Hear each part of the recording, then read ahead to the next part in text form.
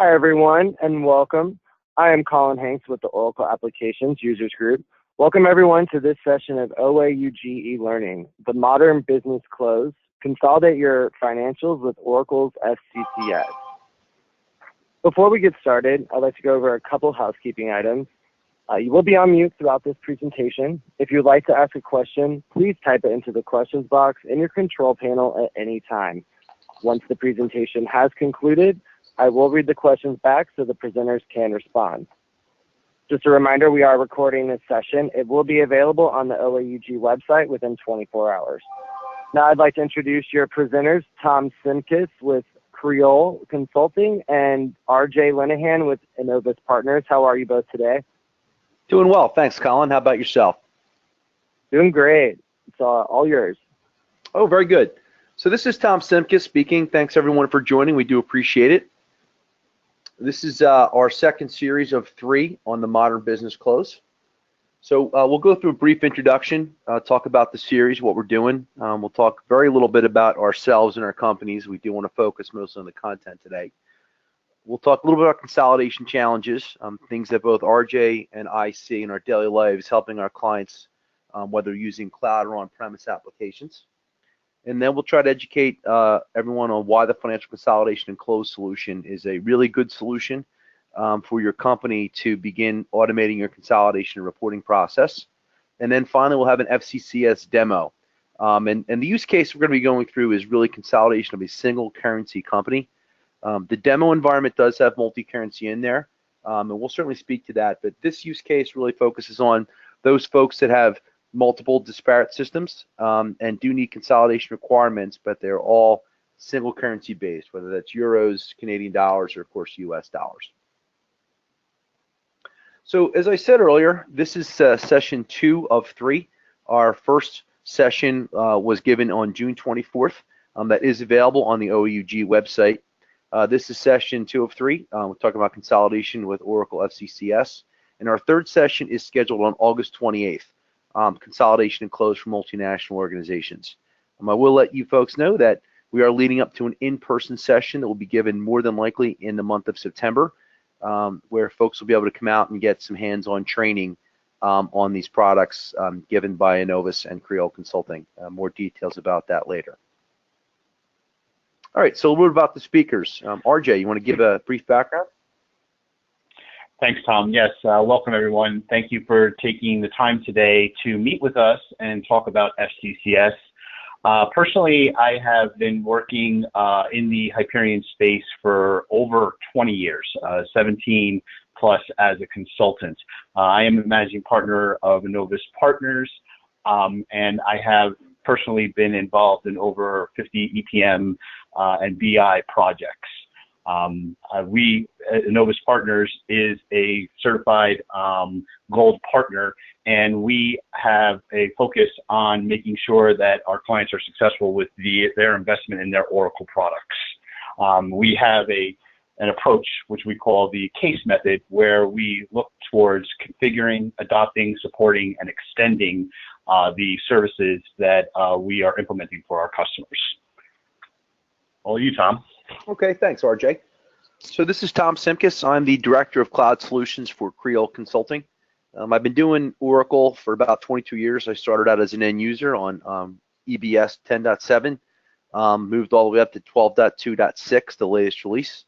Last 5 years, I've primarily been focused on the Oracle Cloud Solutions, whether that's SaaS, software as a service, or some of the PaaS, and of course EPM products as well. I have done over 60 full cycle implementations, whether ERP, HCM, CX, or EPM.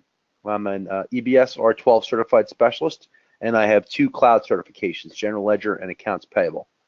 I was the 2017 OEG Star Presenter of the Year, and I am also an Oracle ACE. And I'm a certified public accountant in the state of New Jersey, and I'm a member of the Pennsylvania, New Jersey, and American Bar Association. So Creoal Consulting is a Mid-Atlantic company. We are based in Washington, D.C., actually just outside. We have an office in Bethesda. Focused primarily on federal financials. We started about 12 years ago. We have recently started moving into the public sector, higher education, and commercial spaces. with a focus, of course, on Oracle Cloud ERP and integrating Oracle and non-Oracle solutions using EPM. And that really kind of led us to the point of these sessions. So what we're going to talk about quickly is consolidation challenges, some of the things, as I said, that RJ and I see in our daily lives, and why we think this is a great tool. So some of the challenges facing the finance organization, it takes a long time to close, especially if you don't have automated tools in place. And there really is a tangible, real value to a accelerated close. So those that collect and close the reports within 9 days only have a few days to analyze that data and make decisions. Whereas those folks that can close in 3 days and report by day 6, obviously it's simple math, it gives you 3 more days, but what that really means is it's additional time to analyze. So if your forecast was $1 million in revenue for the prior month and you only did 900,000, you can see hopefully why that is, and certainly make adjustments to your supply chain and your ordering so that you don't have any leftover inventory on hand or things of that nature. So we have found that those companies that close quicker and get their financial reports out faster have better information, access to more timely information, and make better business decisions. So some additional challenges facing the financial organizations, complex legacy systems. So Accenture did a high performance study. Oracle was kind enough to post this study about a month ago, shortly before we did the financial close, and that's where these numbers come from. But they talked to some CFOs and some finance folks, and these are the 4 things that they all agreed on was problematic. Complex legacy systems, managing complex needs of their stakeholders, new and complex risks, and finally difficulties in standardizing finance processes. So pulling systems together using Excel spreadsheets, consolidating outside of your ERP system, and managing your close outside of your ERP system is a concern of most finance executives, and it is a problem. It's an issue that certainly slows your close down, increases audit risk, and makes reporting more difficult. So we have here is a typical finance organization. This is not meant to be gospel. RJ and I have seen many organizations, and they are certainly not all structured like this, but this is what we typically see. And we highlight this because those folks in the middle, the people under the controller and the FP&A folks, the folks that are responsible for AR and AP and GL, consolidation, financial reporting under your controller, and then your FP&A folks that have forecasting, analytics, and BI. Those are the areas which cause much consternation, and those are the areas that these sessions really seek to address and educate you, the users, on the use of the tools that we're going to be presenting and how they can make your lives better and your close and your reporting more streamlined. So here's the use case. As I said, this is session 2 of 3, and this is a very straightforward use case. We have multiple subsidiaries. We show you subsidiary 1 and subsidiary 2 on the right-hand side, and then we have a US dollar parent. They track the close outside the system. The subsidiaries transfer balances, whether that's via Excel or CSV file or some other method. They use some tool to produce reports, again, probably Excel. Maybe they have some consolidation system, but in our situations, we see quite frequently not. They manually record topside elimination and adjustments. And the biggest issue with that is those topside entries don't always get pushed down to the subsidiary systems. So at the end of the year, you have situations where your trial balance and your consolidation tool, whether it's Excel or something else, doesn't necessarily reconcile to what you presented on prior period financial statements. And then, of course, they use that to generate the reporting package. So that's the use case, relatively straightforward, and we hope to address some value that you can get from this tool to streamline the process. So what we're talking about here with this use case, again, multiple GL systems, whether that's NetSuite, Oracle, Oracle Cloud, Oracle EBS, SAP, PeopleSoft, JD Edwards. Who are the actors? So in a use case, you really should have actors. It's a single parent here. And your controller and your accounting managers are the folks that you're typically going to be interfacing with, and those are the ones that are going to be driving this close process. So some key features of FCCS, and RJ is going to show a good bit of these when we get into the demo, that we feel makes this product excellent and a great tool for streamlining these processes. It has a close calendar. That close calendar is easily integrated with FCCS. You can take your current close schedule if you have an Excel, download a template from the FCCS system, load your close schedule, and import that template. And from that, you'll get automated emails, task reminders, and notifications about what you need to do to close your books. You also get tools for data loads, bringing your data in from Excel or another mapping engine into the tool, consolidations, advanced reports and journals, and then of course we get some supplemental data as well. So why FCCS? RJ, I want to let you kind of chime in a little bit on this one before you do the demo, just so your voice is nice and warmed up. Sure. Okay, so one of the key benefits of FCCS is that it is ERP agnostic, okay? So regardless of what ERP system you're running within your organization, FCCS does not care, okay? You could be running NetSuite, you could be running one of the Oracle ERP systems, you could be running SAP. FCCS plays nicely with each one of these systems, as well as what you don't see here on the slide. Again, the goal here is to take your close and consolidation processes to the next level and not have to worry about building out complex integrations in order to be able to satisfy your reporting needs. So again, because FCCS is a key component of the EPM's cloud offerings within Oracle, the goal here is to ensure that you are successful and efficient in closing your books. So what is the FCCS value proposition? And it really depends on who it is you're talking to, okay? Because there are many different people within an organization that have competing desires in order, or goals in order to accomplish. From an IT perspective, IT is focused on key different things in order to be able, that are more related to, reducing costs. So FCCS provides the ability for organizations to decrease the cost per user.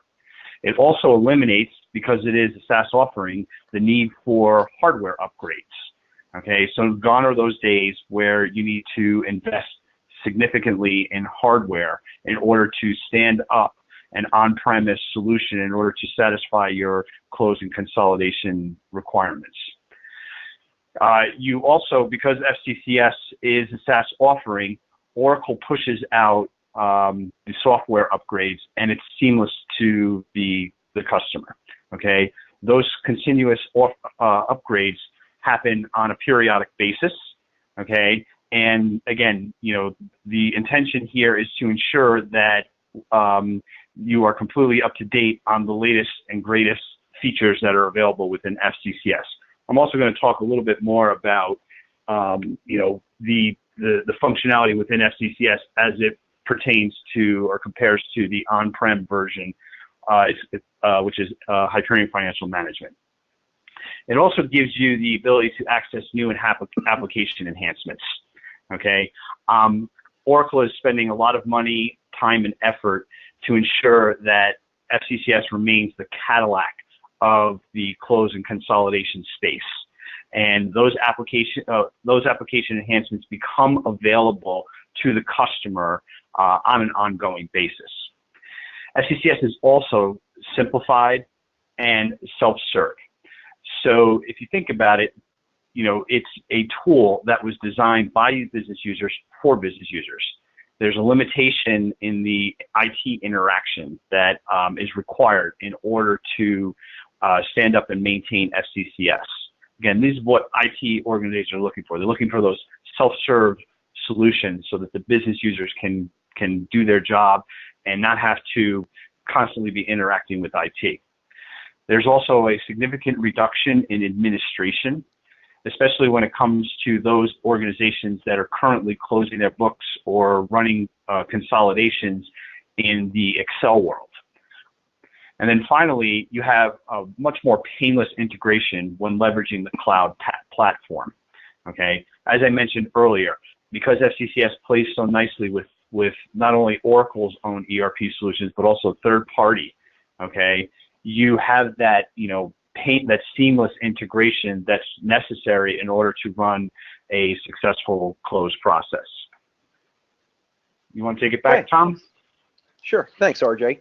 So the value proposition from a finance perspective, we put a couple bullet points on here, and just as a background, the reason we give these is because if you are a user and you like what you see and you'd like to figure out how to approach, whether it's your controller from a finance perspective or maybe it's your CIO from an IT perspective, we're trying to give you guys the ammunition that you would need to make a case for having someone come in and show you the tool and how it can really, drive some business value. So lower audit risk was the thing to me near and dear to my heart as a CPA. And how do we think there's going to be lower audit risk? Automated consolidation reconciliation. So if you do have multiple general ledgers and they're Excel based, there's certainly an audit risk there with regards to reporting and the process you go through to get the data together. There's also some great clean auditable reports that you can run, and you can run them out of Excel if you'd like. So using SmartView, you can pull in your consolidated reports and show the process nice and clean to your auditors, and really we expect it to reduce your audit time and audit risk. Of course, you can improve and enhance your reporting process. There are valuable pre-built dashboards. Arj is going to show those to you. It's actually one of the first screenshots that we have. And of course, you can get your report outputs in many different Microsoft formats that you're used to and that you appreciate, whether it's Excel, Word, or PowerPoint. You can also export them to PDF. Next, it's an integrated close process. So the close process does not have to be manual any longer. You don't have to have your tasks tracked in Outlook or some other tool that doesn't necessarily integrate with your ERP system. We can have this tool that integrates quite nicely, is streamlined, and really is built for end users. And of course, I like this one a lot, which is a small step to cloud. I have a number of clients that are either trying to go to cloud or they want to go to cloud, and it's more like a checkbox, and I don't necessarily support that, but I do get it. I've spoken to another CFOs that tell me I got to get on cloud, and I say, why? And they say, because the board says so. This is a great tool. It really is not a large investment of time and or dollars. And if you need to keep your legacy systems for whatever reason, because they're specific to your industry, you don't necessarily have to go to a new ERP system. You can certainly keep those in place, but still have a best-in-class solution for your consolidations, close, and reporting, where you're making the most out of your current systems. So that's the value prop for finance, and we went over the value prop for IT. At this point, we're going to do a FCCS demo.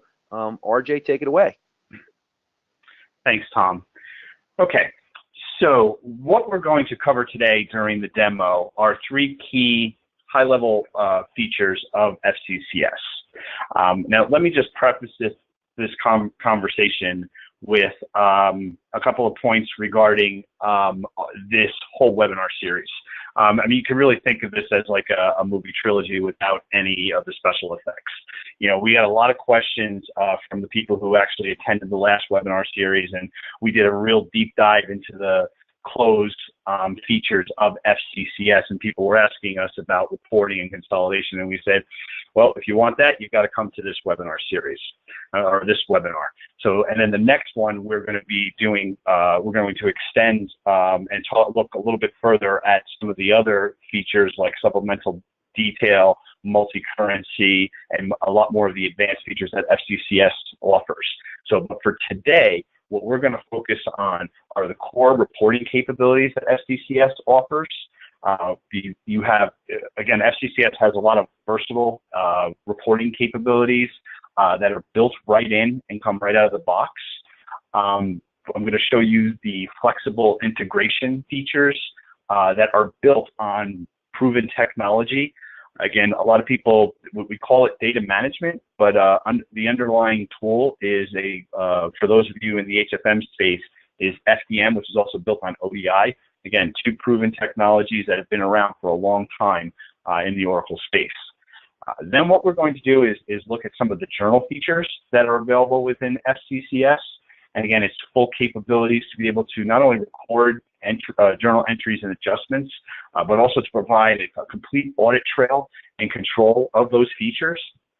And then finally, we're going to take a step back to our previous webinar and show you how Close Manager integrates with these consolidation and reporting features.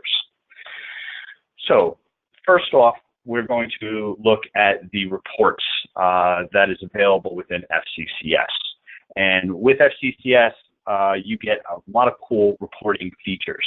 We'll start with the dashboards. These dashboards are available within the FCCS portal. They come right out of the box. You're essentially, doing dragging and dropping when you're building these dashboards.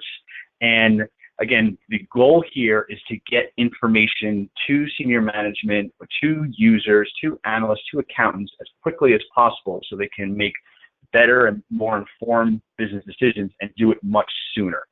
So it's interesting. Last week I was talking to a controller of an organization, and we spent a half hour as she walked us through the process that she follows to run manual queries out of her ERP system, drops them into Excel, does a number of manipulations within Excel, validates that data, and then she has to manually build out these reports and these graphs within Excel. And she says it takes her about a week each month just to actually build this out. And she, again, feels that pain. And I'm sure there's a number of you on the call today that, this sounds very familiar.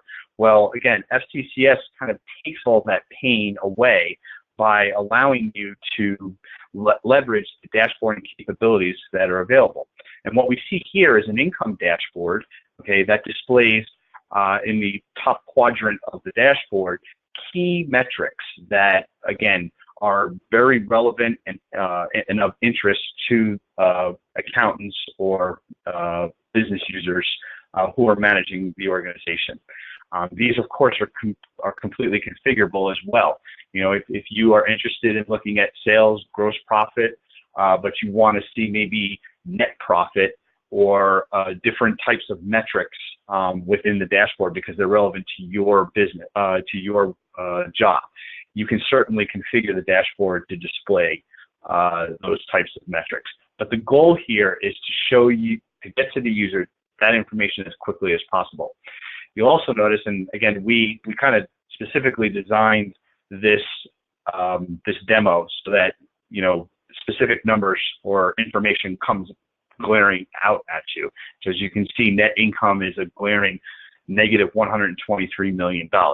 Again, the goal here is to ensure that relevant information that business users have to act upon are right there staring at you in the face so that you can act on it. Tom, is there anything you want to add to this, or do you want me to move on to the balance sheet?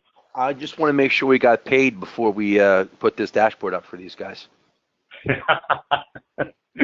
Yes, definitely. Okay, moving on to the balance sheet dashboard. Again, another out-of-the-box feature that's available with FCCS. This particular dashboard focuses on balance sheet metrics that are relevant when you're managing your point-in-time balance sheet. To the left, you'll see we have a pie chart that distributes key balance sheet metrics. Okay, and again, shows you right up front, what are our accounts payable? Okay, what are our cash and cash equivalents? Okay, and then to the right, we have again key balances that make up your balance sheet. These dashboards can be configured so that rather than showing point in time like we're doing in the upper right hand corner for January, we can actually show a trend over time as well. And we can do that in a grid format. We can do it in a line format like we're doing in the bottom right quadrant. We can show bar charts. Again, the goal here is to get the user up and running as quickly as possible, and then again configure the dashboard to meet their user needs. And RJ, Tom, anything on this one? All we had to do for this was just map the accounts to the categories, and the balance sheet was pre-built, correct? That's correct, yes. And actually, we're going to show that with when we go through the integration. That's a really good point because, again, the goal here is to limit the time and effort that's required in order to get data from your ERP system into a consolidation tool like FCCS in order to, and then also to make it maintainable, okay? But yes, what we're doing is we're just connecting the dots here when we're moving data from ERP into FCCS. Okay, great, thanks. Okay, moving along to cash flow, which is probably one of the top metrics or financials that is on any accountant's mind or controller's mind or CFO. Okay, again, this is good comment, Tom, because we want to make sure we got paid first before this organization, we handed this off to this organization, because you can see that glaringly this company is losing money. And why are they losing money? It's actually not from operations. What it is it's from their investing activities.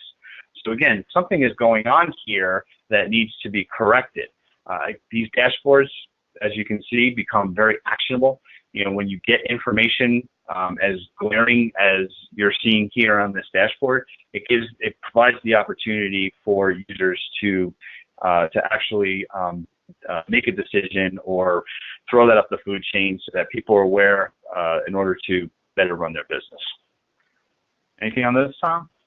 So just a quick note for folks, this is a cash flow dashboard, and the cash flow statement that comes from the system is a cash flow using the indirect method.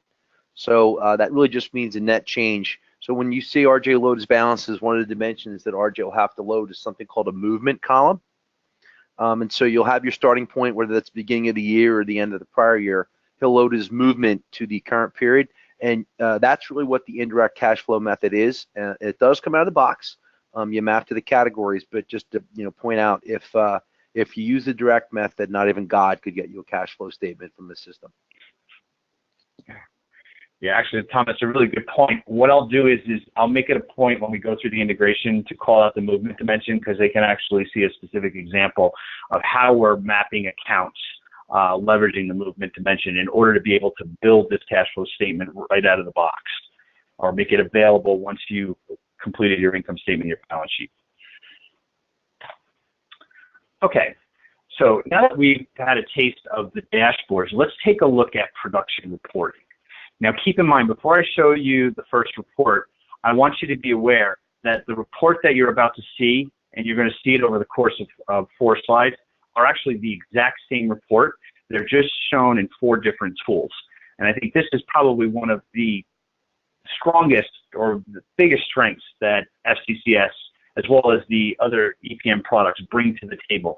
I have not seen other tools out there that can provide the flexibility and versatility of the reporting that these tools can. So the first, what we're going to be looking at is an income statement, a standard income statement report, okay? And what you're looking at it right now is in HTML format. So what a user would do is they would log into FCCS, they would launch this report in the browser, and then it's completely interactive. So in the upper left-hand corner, you'll see there's a point of view there, and that point of view is completely interactive. So if you're interested in looking at an income statement for FY16 or FY17, then you would click on FY16 in the upper left-hand corner, and a little pop-up box would display, and you could change that point of view and display your FY17 income statement. Okay. Again, the goal here is to provide as much flexibility to the user and meet the needs that they have when it comes to reporting. The next report, again, exact same income statement report, but now we're looking at it in a PDF format. Okay, so what FCCS allows you to do is a couple things when generating production reports that need to get distributed on a mass scale, or you need pixel perfect reports that need to be printed and published in a closed book or a binder. What FCCS does is it's leveraging the same report template that you were looking at when we were displaying it in HTML, okay, but it will then generate a PDF version of that report. These are completely configurable so that if you'd like, you could put your company logo on it. I've seen organizations that have very high standards when it comes to specific formatting, whether it's font, its size, its color, its number formatting. Any of those features that are a requirement for highly formatted reports do become available within the FCCS PDF version of the production reporting. And then also what FCCS does is it allows you to create what we call a report book, so that if you have a list of of reports that get generated on a periodic basis, say monthly, quarterly, or annually. What you can do is you can actually create a report book, and you can schedule it to run, and you can publish it. That set of reports can then be published to the portal and made available to users, or it can be emailed out to the users. So that if you have a quarterly package that needs to get emailed to a set of users, you can schedule it to run, and FCCS, once those reports are finished running, will email it to the appropriate users. So again, a lot of flexibility here. And keep in mind, this is the same report template that you saw when you were viewing it in HTML format.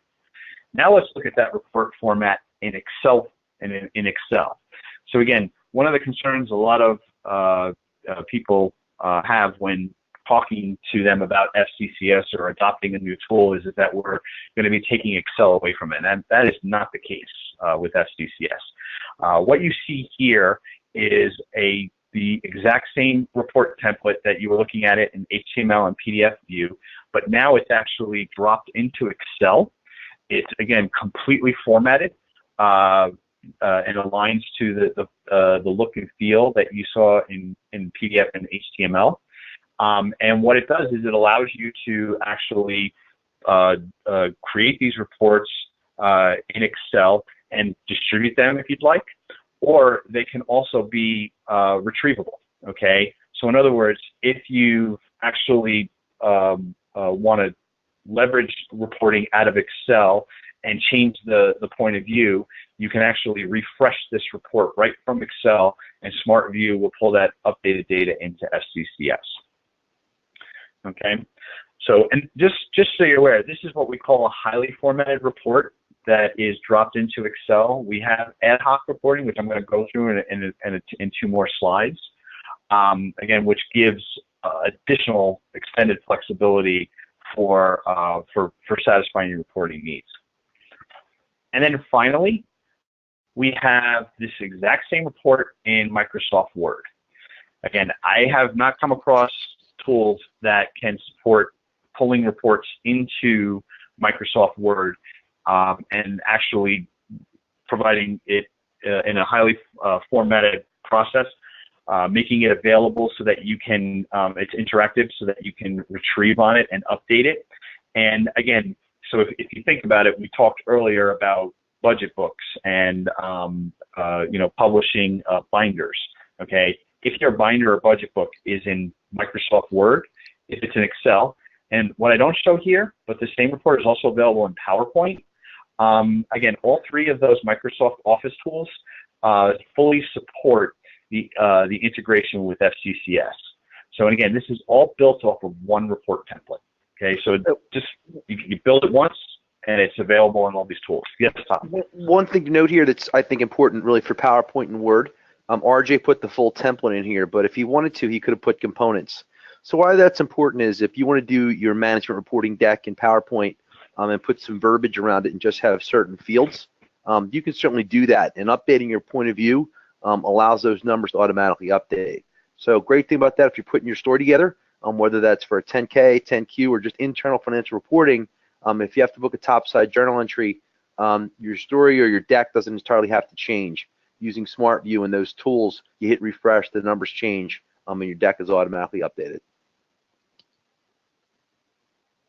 Right, it's better than sliced bread, right? Exactly. Okay, so now moving along to our final type of report, SmartView reporting. So again, what we're seeing here is I actually brought that report down into what we call query format. And what this does is it allows users to interact with the report as an ad hoc reporting capability. So again, FCCS through SmartView, which is the add-in to Microsoft, okay, that allows connectivity between FCCS and the Microsoft products, I'm able to actually query FCCS directly and build my own reports as I see fit within Excel. Okay, so I'm being cognizant of time here, and I want to make sure I get through all this content. So I'm going to jump right in and talk quickly about another form of reporting / input, which is the data forms. And again, a lot of times what you'll see is when organizations are closing the books, okay, and they need they have requirements around their financial reporting. Okay, the forms allow you to actually enter in additional information which may not necessarily be available in your source system. So in this particular example, we're leveraging a form to actually track an inventory of debt that an organization might necessarily have. And again, all of that metadata, or that information that is relevant to tracking your debt, but may not necessarily be, you might not necessarily make that available within, like, say, your ERP system or whatever, can be made available here within FCCS. Tom, any comments on this? No, I mean, the form looks great. You guys, these are nothing intelligent. I mean, you did a great job on this, and these are certainly configurable, and you can use it to track. I think a great use case for these is if you wanted to enter something that was non-financially related, have it appear in a report, you can certainly use these forms for that as well. Correct, yes, as we did here with the investment forms too. Okay, so if you have, if Treasury has a requirement where they need to track all of their individual investments, again, and there's information that's non-financial related, okay, that information can be captured here within FCCS through the input of this form. Completely interactive, available through the portal, as well as in SmartView. So these forms are made available so that if you don't want to work within the browser, you want to work within Excel, you can open up these forms within Excel and work with them there as well. Okay, so we got through reporting. Let's talk a little bit about integration. Again, very high level here, where integration is broken down into three parts. The first part is being your source system and your trial balance. Okay, pulling that trial balance from your source system, and then what are you going to do with it in order to get it into FCCS. Then we use in the second part, we're going to use what we call a tool which is called data management, as I mentioned earlier, which is the on-prem version of FDM and ODI. Again, there are actually 4 high-level steps that you follow in order to configure the integration between your trial balance and within data management to get it into FCCS. And then the final step is going to be to look at the trial balance within FCCS and do validation. Okay, so what you see here is a snapshot of a typical trial balance. Okay, what we need to be aware of here is that we're not, when we say we, okay, and who's doing this, these are the business users, right? This is not IT. Okay, one of the strengths of data management is that there is little but to no IT involvement when actually building out these integrations, and that's done on purpose because again, the business users have the innate knowledge of exactly what the mappings are that's required in order to get it from the source system into FCCS. So who better to do it than the business users? So what you're doing is you're employing existing interfaces. Okay, FCCS is flexible enough so that if you have existing source files or interfaces that you're pulling from your ERP, you can actually leverage, more often than not, you can leverage those existing interfaces and bring them into FCCS. It has very support for very flexible source system formats. So again, if the format isn't exactly aligned to for FCCS to be able to load it, that's what data management is for, to do that mapping. As I mentioned, it's a user-maintained integration, and you're using or leveraging Microsoft Excel to do a lot of this work. In fact, what I'm about to show you with creating the mappings, I'm doing it through the web forms. You can actually bring those mappings down into Excel, manipulate them with Excel, and then upload them back into data management. So to kick things off here, data integration, the source target configuration. As with every step or any tool, you have to configure your source, your ERP system, and your target, which eventually would be FCCS. Okay, so high level, what does this look like within data management? Well, this is what we call our target application, which is, again, mapping our dimensionality, or how the data, the attributes of the data that we're going to load into FCCS. The information that you are pulling, okay, out of the ERP system and mapping it to the application, okay, or the dimensionality that defines the application within FCCS is done in this screen. we have the next step, what we call an import format. Okay, and the import format, what that does is that allows you to map the actual interface itself. So if you think about it, if you're pulling a flat file out of your ERP system and you have number of fields that are used to define each record within that flat file, okay, this is where you're going to actually perform that mapping. Essentially, think of it as connecting the dots, taking the file that comes from the ERP system with different fields and mapping them or connecting the dots so that that data management can understand what those fields represent.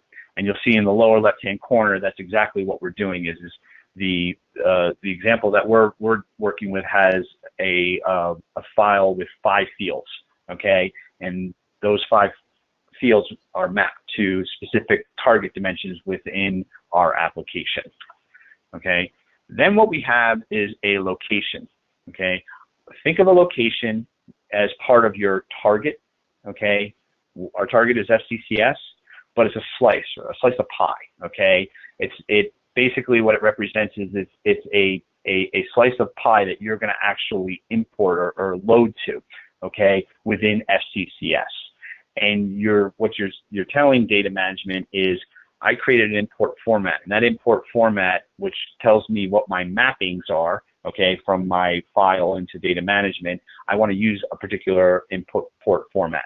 I want to use a specific location or application, which we call FCCS, okay?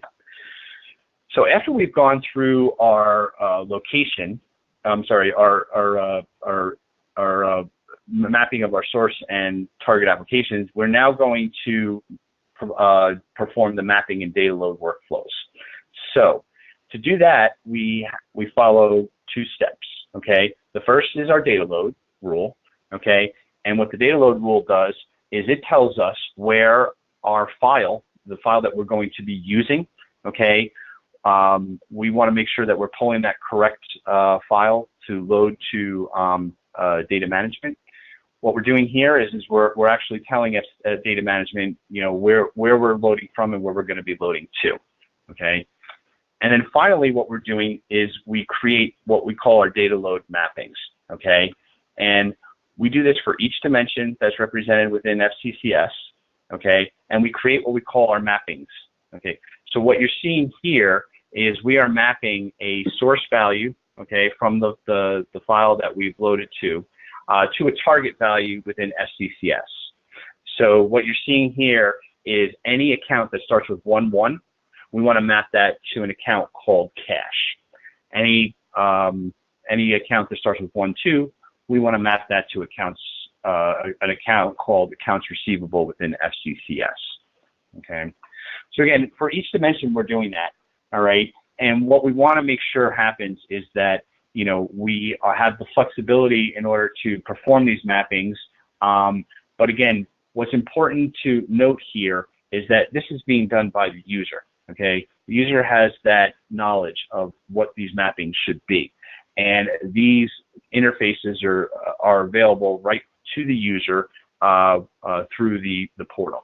Okay. And as I mentioned earlier, what you're able to do is if you have these long mappings or long list of mappings, and again, sometimes it could be cumbersome working within a browser, you can bring these mappings down into Excel, okay, update them in Excel, which is much more efficient, and then re-upload it back into FCCS, again, just for efficiency purposes, okay? And then finally, once we have the entire integration set up, what we do is we actually run a workflow. And one of the great things about data management is it has the 4-step process in order to ensure that before any data hits FCCS, that it is imported successfully into what we call data management, that we actually validate the mappings, and that we can actually export it from data management into FCCS. And you'll notice that this screen has a column for each dimension that you're loading to, all right? And that's done for a reason, because what will happen is if there are issues with mappings or errors that are encountered, okay, you can see right you can stack these mappings right next to each other and see how the file is how the source file is getting mapped and loaded into FCCS. And again, a lot of errors will pop right out at you. Again, the goal here is to make it as easy for the user as possible in order to correct any mapping errors. And then once we finally loaded our data into FCCS, now you have the ability to leverage what we call check reports within data management that can be run to verify that the data was loaded properly, and then create a report, okay, that proves it, and then can be either published or saved. Or you can actually go into Excel, and through SmartView, you can actually retrieve that data. So if you recall, my original file, which had 5 fields, okay, is now mapped and loaded properly into FCCS. Okay, and then one note, what you'll notice earlier when we were talking, what we did was here, this is the movement dimension when we were talking about cash flow statement.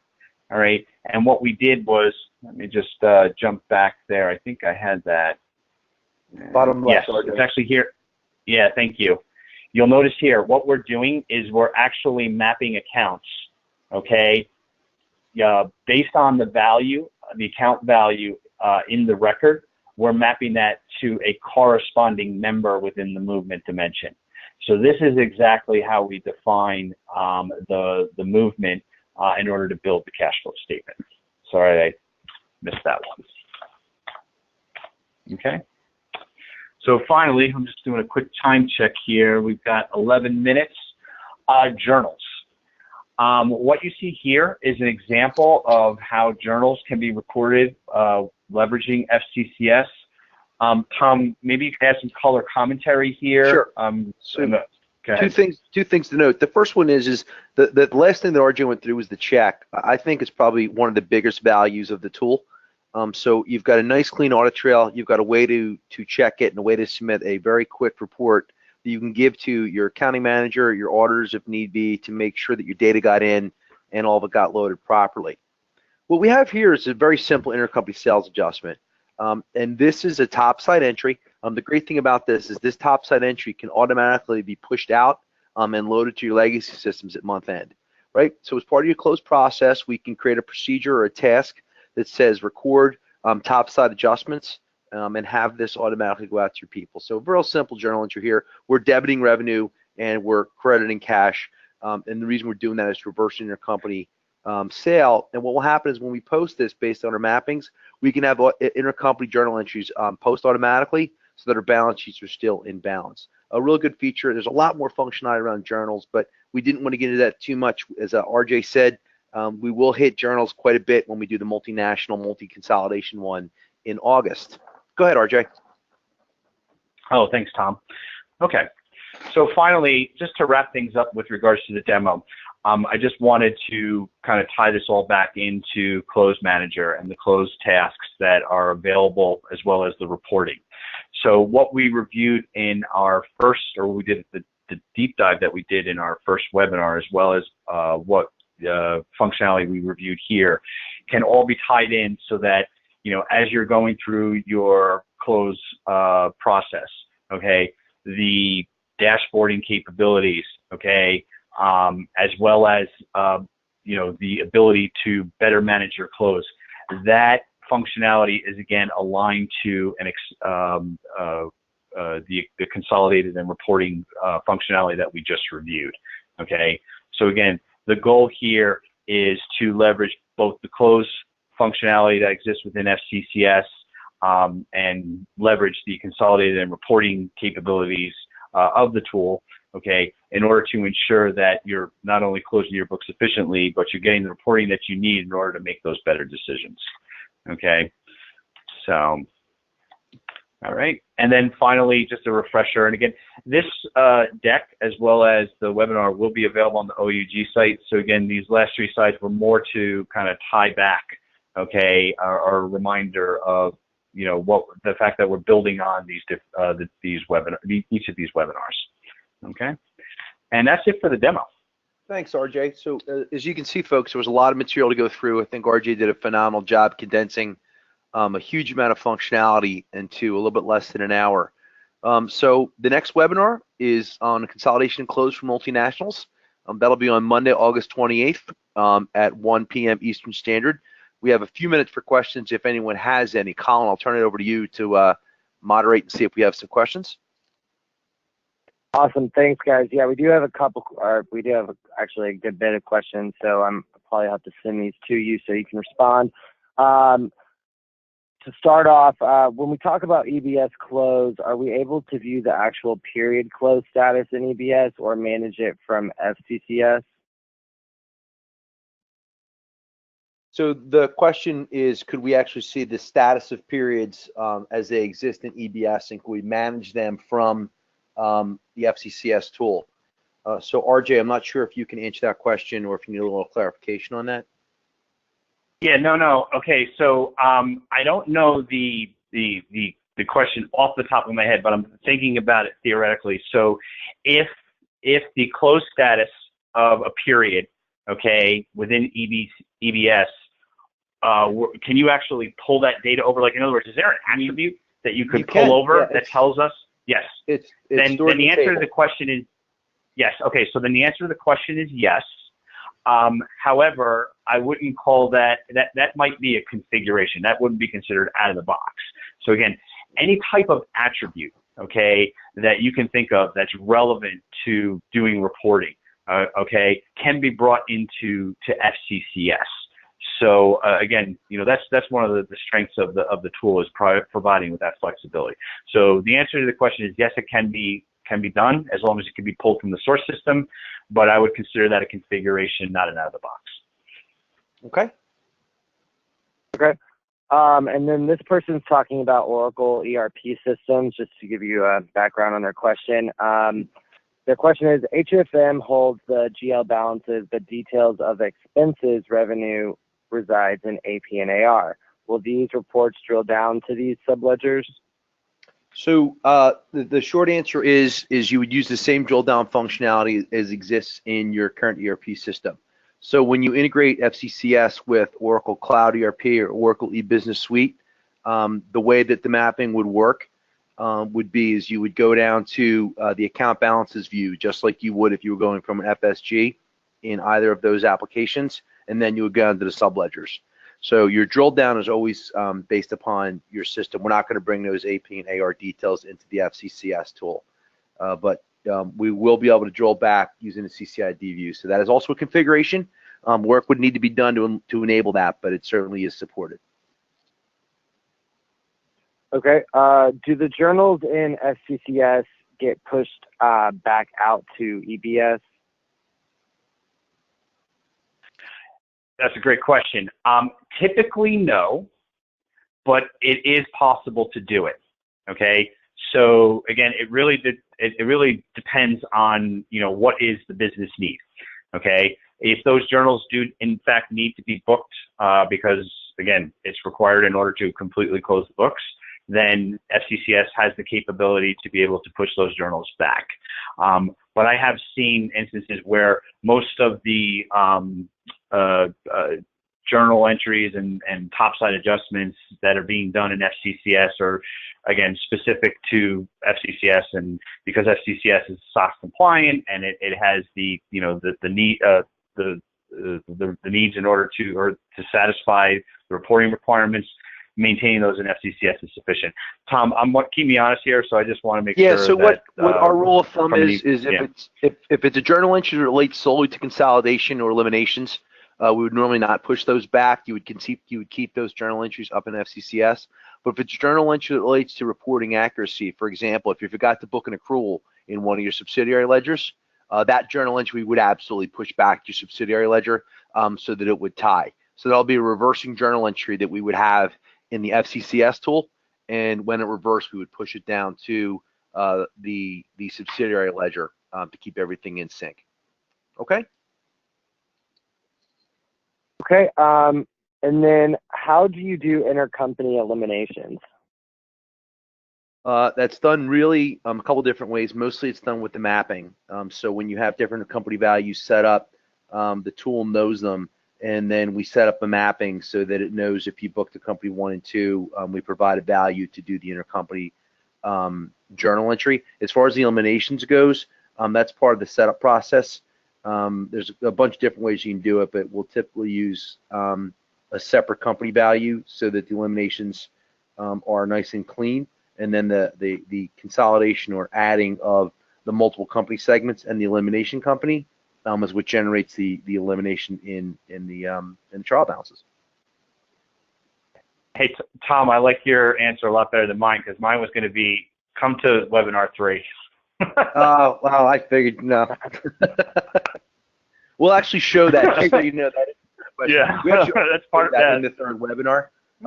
RJ is going to go through a couple of use cases where we actually value multiple currencies, translate them, revalue them, and then, of course, then generate an elimination entry. Great question, though. Okay, and do we have time for 2 more questions? RJ and I do. We're here all day long. Try the wheel. Okay. All right. We have the Hyperion on-premise version of this. What is the difference with the cloud version? Okay. So the messaging that we've received from Oracle is that there are 3 features right now that are currently preventing complete parity from HFM to FCCS.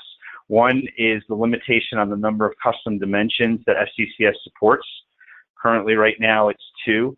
But again, the messaging that we're getting from Oracle is that, again, they're very aware of the, the lack of support, or the limitation, I should say, of support for custom dimensions.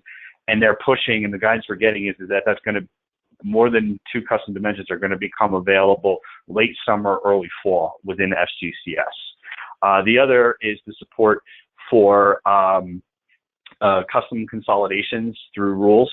Again, another feature that is scheduled, and guidance that we're getting from Oracle is that it's going to become available in late summer, early fall. But again, those are the key features or differences between HFM and FCCS right now that's kind of preventing that parity. But again, Oracle is I've spoken with product management at Oracle. They're very aware of it, and they, of course, you can't turn anywhere on around on Twitter or LinkedIn, or even Oracle's going to the cloud, and they realize this. So they want you, if you're really considering it, to move your existing HFM application into the cloud. And again, so again, that parity is coming very, very soon. Okay, and last question, since this is a system as a service, how often is the software updated? What is the strategy for testing for updates? And sorry, so what Oracle, go ahead, RJ. Go ahead, Tom, sorry. I insist. Nope, it's all yours. So okay. Oracle has a couple different strategies. During implementation, you can have your systems patched in sync, meaning your dev and test in your prod environment. So you can have a service request that they're patched in sync, and they're patched monthly. You can move to a quarterly patching strategy once you go live, which is something that we recommend. With regards to your testing, we really do recommend you have a series of use cases that you go through and execute in your dev environment. It is new functionality in addition to bug fixes that are pushed out on a regular basis. So you certainly do need to stay on top of that. With the benefits of cloud, which is updates and latest and greatest software, there also comes some overhead, which is you do have to test on a continual basis to make sure that your system functions as intended. Okay, guys, that is all for the questions we have today. I want to say thank you to Tom and RJ for another great presentation for our 2nd webinar in this Modern Business Close series.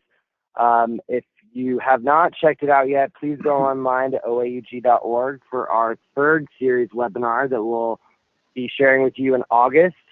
So check that out if you are available. Please join us. Again, thank you again for joining us today, and we look forward to seeing you on future webinars. Thank you, everyone. Have a great week. Thanks, Colin. Thanks, RJ. Bye. Thanks, Colin. Thanks, Tom. Bye. You bet, guys.